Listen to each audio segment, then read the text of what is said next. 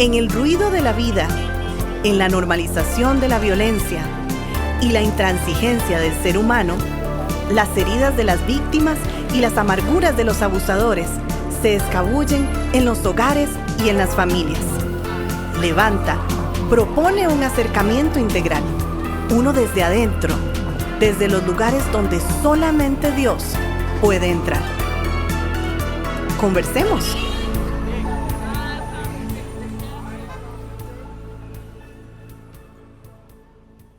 Porque los gobernantes no son motivo de temor para los de buena conducta, sino para el que hace el mal. Deseas, pues, no temer a la autoridad, haz lo bueno y tendrás elogios de ella. Hoy estamos acompañados, como siempre, con mi amigo y hermano Ervin. ¿Cómo estás? Estoy muy bien, mi hermano, gracias a Dios. Muy bien, me alegro, pero no estamos solos. Gracias a Dios. Gracias a Dios no estamos solos. Hoy contamos con la presencia de doña Marielos Londoño, abogada y ex jueza de la República. Así que, doña Marielos, le agradecemos por estar con nosotros y estamos felices y listos para conversar del tema que usted nos trae hoy, ¿verdad? Sobre la ley en nuestro país sobre ese tema. Bienvenida. Gracias y gracias por la invitación. Entonces, hoy pues vamos a hablar sobre el aspecto legal. Bien, que sí. Es un recurso dado por Dios, como leíamos en Romanos, y es que para confrontar la violencia debemos identificar los avances de la ley de la penalización de la violencia contra las mujeres, la ley número 8589, y pues para eso hemos creado este conversatorio con el fin de poder también compartir con oyentes, con personas que están con nosotros, sobre el aspecto legal, en los cuales mi hermano, vos y yo creo que tenemos que estar sentaditos en la banca. Escuchar y aprender. Escuchar y aprender. Y disfrutar de los recursos que contamos como ciudadanos con respecto a las normativas de protección, de seguridad, de prevención.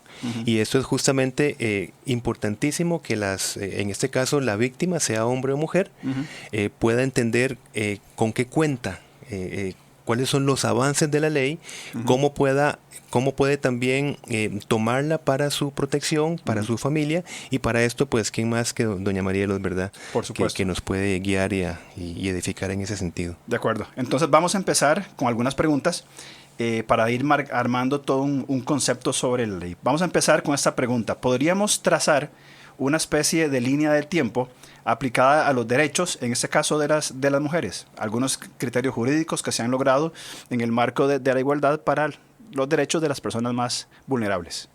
Sí, cuando pensamos en la desigualdad entre hombres y mujeres, no nos tenemos que ir a tiempos tan remotos como cuando la mujer se tenía que vestir de hombre para ser vista, o tenía que, si quería escribir, crear obras, tenía que ponerse nombres de hombre, o qué sé yo, o si hacían investigaciones científicas, lo hacían a nombre de los esposos, porque si no iban a ser desacreditadas de antemano. No tenemos que ir tan atrás.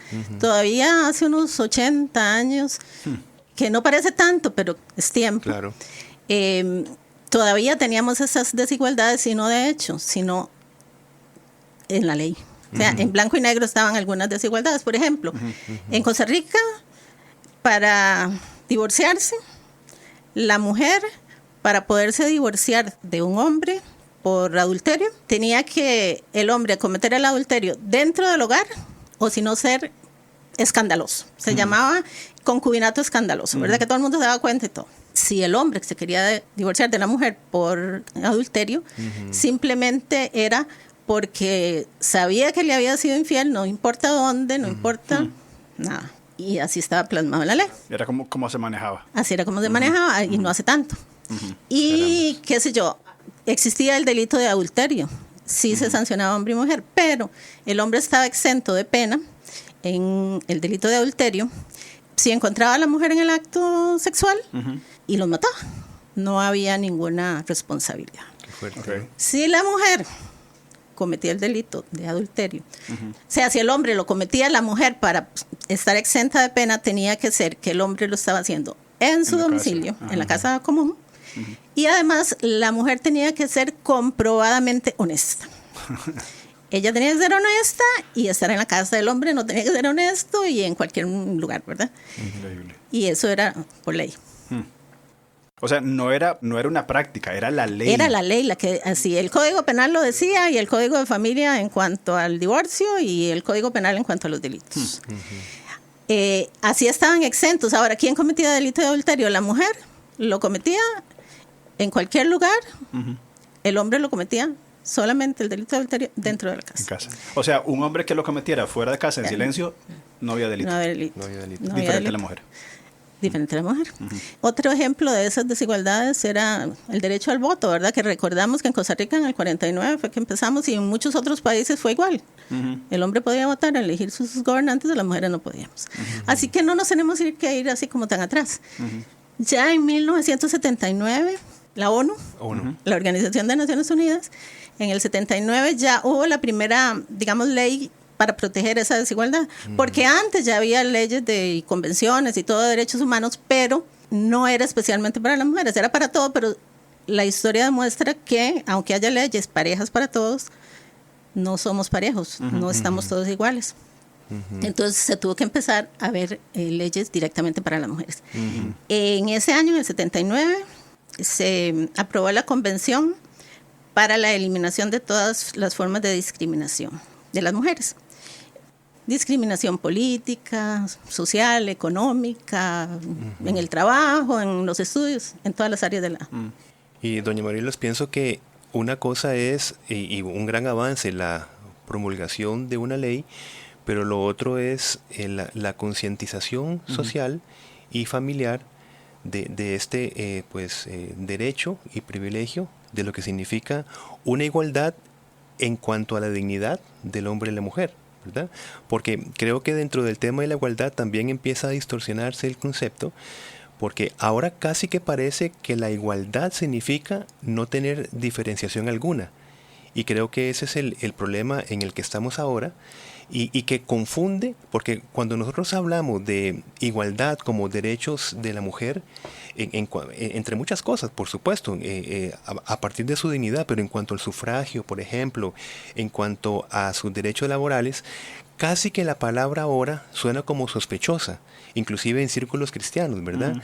Ya promover, concientizar esa igualdad es por esto, porque posiblemente está sesgada con una distorsión de lo que significa ahora la igualdad y lo que vemos también en los medios de entretenimiento, repito y termino, donde pareciera ser que la lucha es que no hay diferencias, digamos que sustanciales, biológicas, sexuales, entre un hombre y una mujer.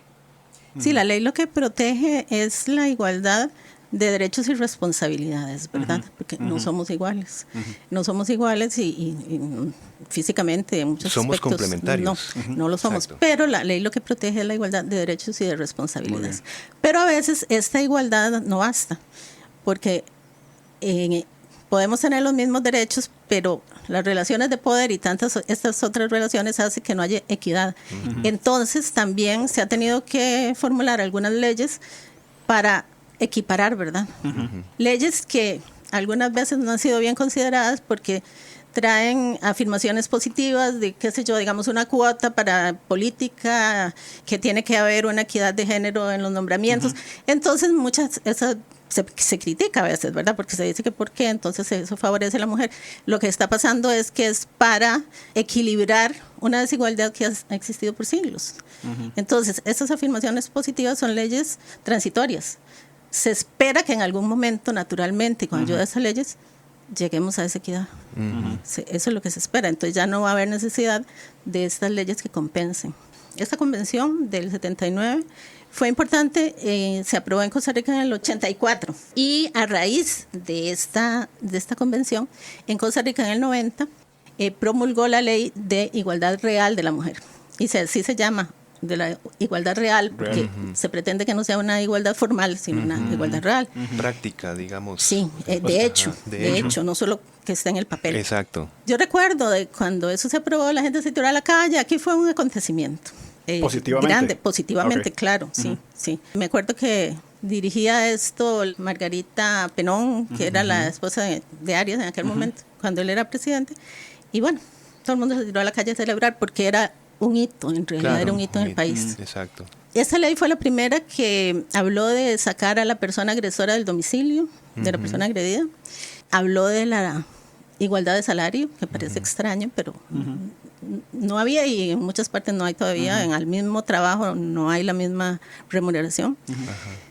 También protegió a las mujeres embarazadas, que no las despidieran de su trabajo, porque cuando quedaban embarazadas las despedían para no tener que pagar la incapacidad. Y en tiempo de lactancia eso se prohibió.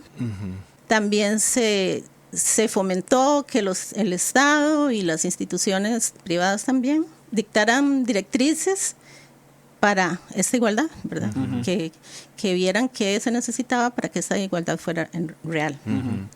En la educación también.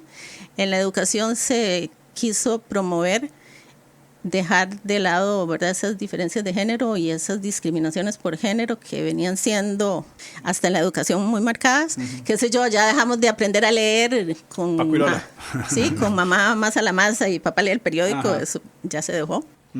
Y también se quiso que se aprendiera en las escuelas del papel de la mujer en la historia, porque teníamos una historia de hombres, ¿verdad? Por lo menos yo no me acuerdo que yo en la escuela viera ninguna persona femenina importante, que hay muchísimas en la historia y que, ¿verdad?, que la viéramos, que se visibilizaran, ¿no? Claro. Y yo pienso que es el gran marco general, por supuesto, siempre coincide en la figura masculina. Pero ¿qué problema es cuando no hay regulación del poder, independientemente hacia un hombre o hacia una mujer? Es decir, cuando no hay regulaciones en el ejercicio de poder y de control, el marco que se genera es un marco de falta de equidad, de falta de respeto a la dignidad, desde cualquier marco, ¿verdad?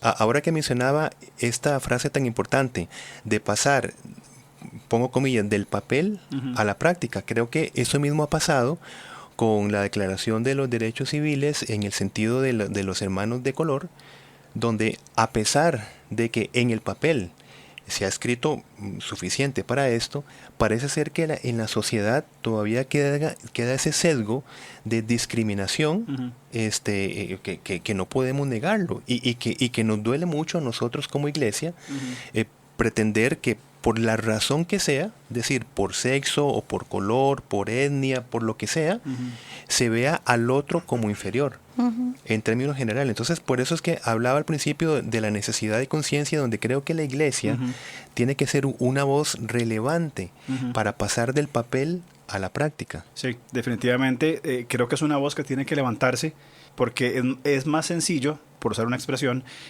hablar en contra de la violencia doméstica, porque evidentemente hay ciertos delitos y ciertos asuntos que son notorios y que la iglesia podría encontrar cabida. Pero en esos temas que vos decís, de pasar del papel a la conciencia y que sea la iglesia promotora de esto en asuntos de racismo, de violencia de género, otros campos, muy poco hablamos de eso a nivel de iglesia. Y qué interesante, yo no había entendido este asunto. A ver, yo lo que había entendido es si está en la ley se cumple, pero no es así. Y qué importante es lo que estamos, al menos lo que estoy comprendiendo, de está en la ley como algo formal y ya está, pero en la conciencia aún es un proceso que tal vez ha entrado, porque no sé, las nuevas generaciones quizás son un poco más conscientes, ¿verdad? Creo que la generación Z, al menos mi hija que es Z, es más consciente de esa igualdad, pero no del todo como debería ser la funcionalidad normal de la humanidad en trato hombre y mujer. Yo quería hablar un poquito más de otras leyes que han sido relevantes.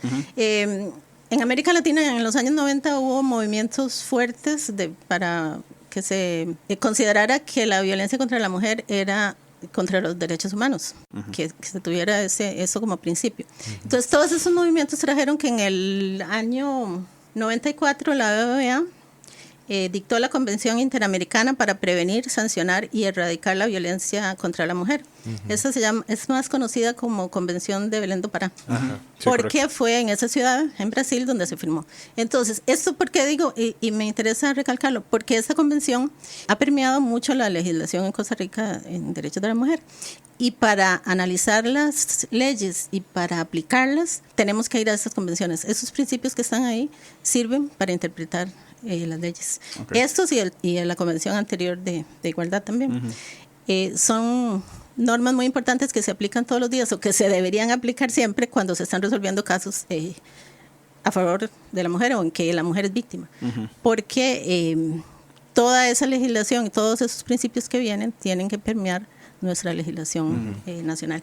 A raíz de esta convención, En el 96, en Costa Rica, esta convención se aprueba acá en el 95 y en el 96 se aprueba la ley contra la violencia doméstica, que de la que ustedes ya han hablado bastante en otros podcasts. La pregunta puede ser simple, pero usted como ex jueza de la República de Costa Rica, evidentemente hablamos de leyes que protegen, vamos a decir, el marco general del vulnerable, ¿verdad?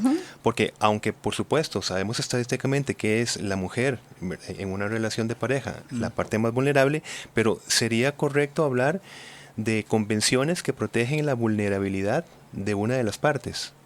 Sí, hay una convención que protege de protección a las víctimas. Hay convenciones internacionales sobre eso. Hay convenciones para proteger la niñez también. Sí. Para las personas con discapacidad. Hay tratados internacionales sobre esos temas y hay leyes nacionales también.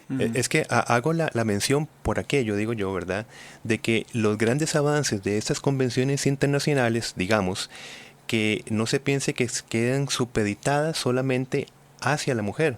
Por ejemplo, que un hombre, lo que quisiera aclarar, ¿verdad? Que un hombre con estos avances, ¿verdad? No tiene acceso porque es una ley para la mujer, por ejemplo. Bueno, es que siempre se ha considerado que o las leyes han protegido la parte vulnerable. Sí. No la han protegido suficientemente, exacto, sino al que tiene poder. Entonces, por eso no se han hecho leyes para la protección del hombre, porque se considera que las leyes que existen lo protegen. Ahora, pero sí, si está en cierta condición, si es un adulto mayor, y la misma ley contra la violencia doméstica habla del trato especial a ciertas poblaciones, como los niños, las personas vulnerables como los ancianos o las personas con discapacidad. Y hay leyes especiales para esas poblaciones. Hay una ley para la persona joven, hay una ley para las personas de tercera edad, de los adultos mayores, hay una ley para las personas con discapacidad también, que son personas que también tienen algún grado de vulnerabilidad. Sí, no se ha protegido solamente a la mujer, hay otras poblaciones que las que se ha considerado que están un poco en desventaja, se ha considerado, y hay leyes especiales también. Y esta ley contra la violencia doméstica trata de garantizar la vida, la integridad y la dignidad. Esta ley protege a toda la familia, a los hombres también, ¿verdad? Estas son leyes porque es cualquiera de la familia que está siendo vulnerado, su dignidad, su vida, su salud, está protegido también. Todo dentro del ámbito familiar, ¿verdad? Bueno, y es importante esa ley de protección, esta ley contra la violencia doméstica, porque la Convención de Belém do Pará ya fue la primera que habló de la violencia psicológica, la violencia física y la violencia sexual, pero se quedó hasta ahí. Esta ley nuestra, la ley contra la violencia doméstica, se fue más allá, y eso fue como otro hito porque también contempló la violencia patrimonial.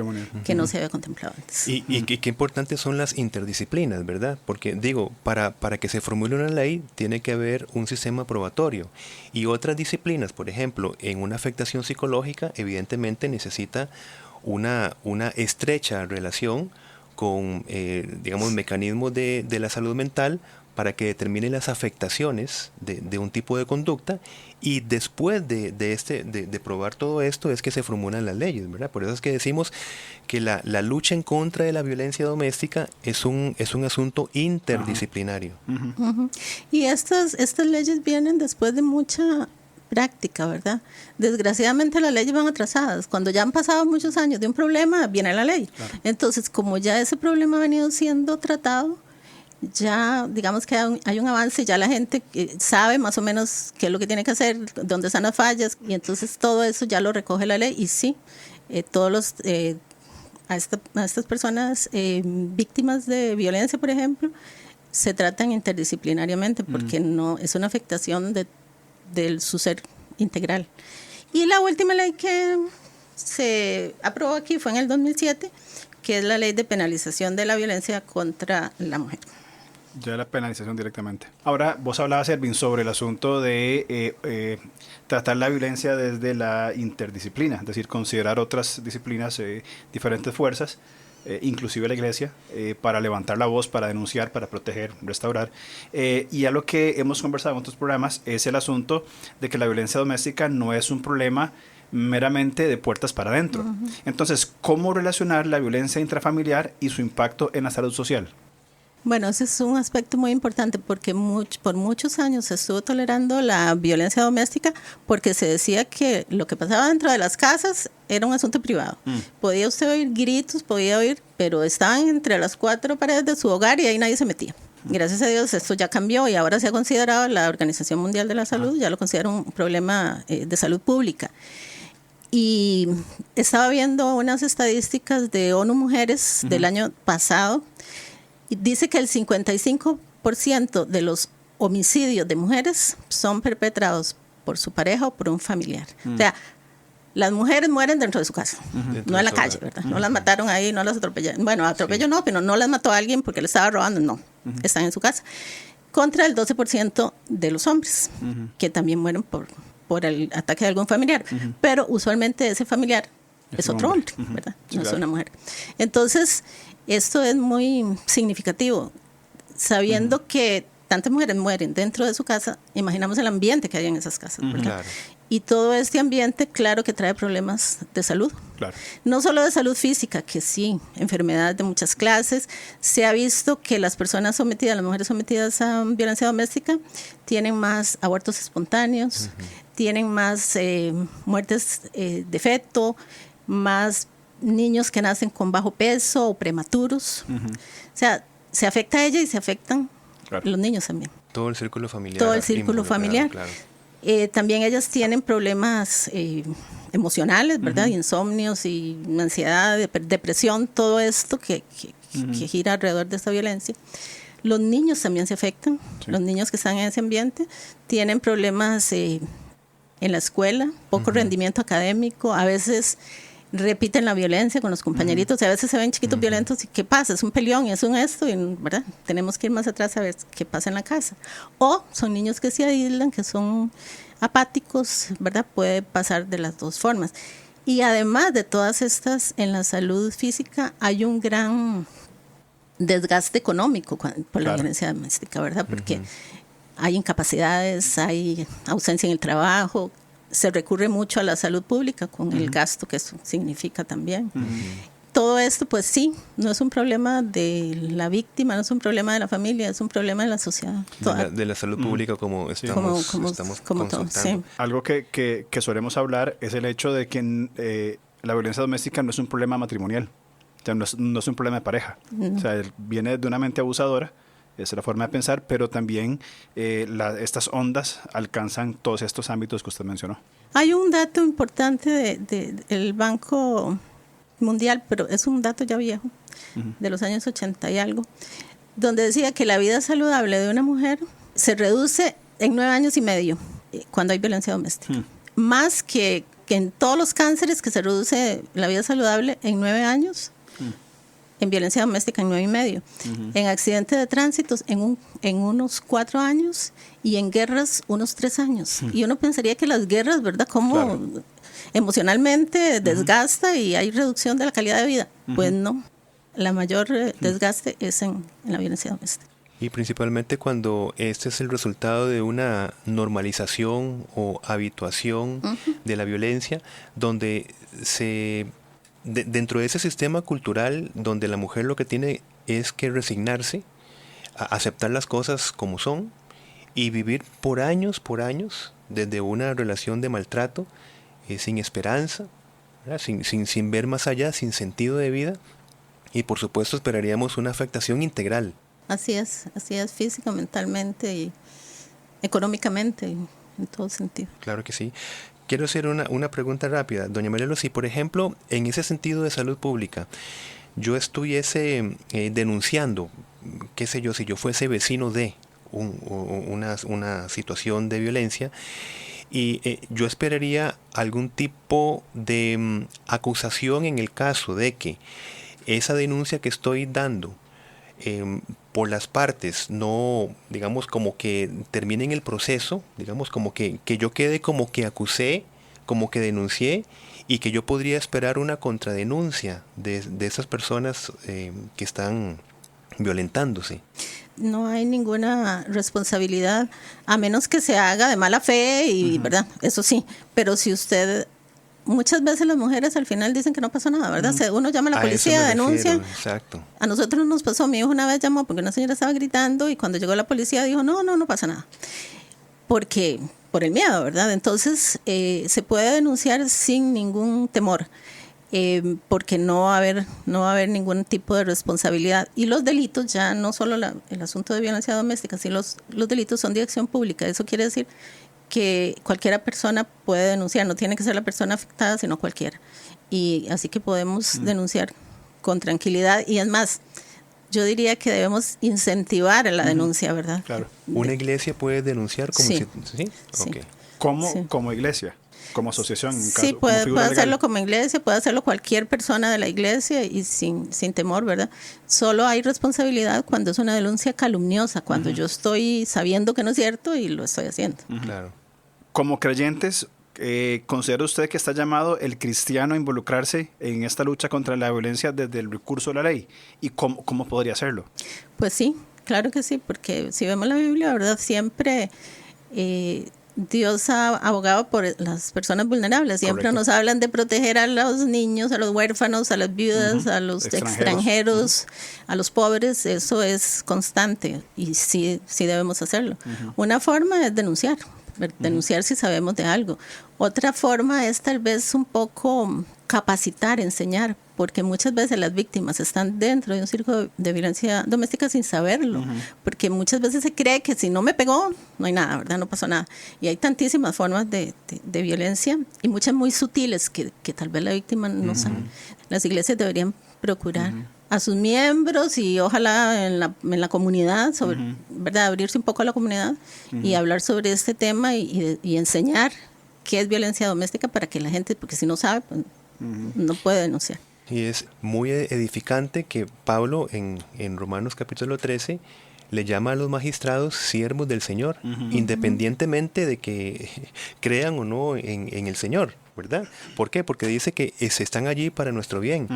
Y el apóstol Pablo, ¿cuántas veces no apeló a la protección de las autoridades civiles para que él mismo no fuera paliado literalmente? Es decir, él fue rescatado de violencia, no por la iglesia, sino porque él apelaba justamente a unas autoridades que llevaban la espada y que les salvó la vida. Es decir, el Señor es nuestro ayudador, pero también procura esa extensión de su ayuda a través de los siervos, en este caso de los magistrados, ¿verdad?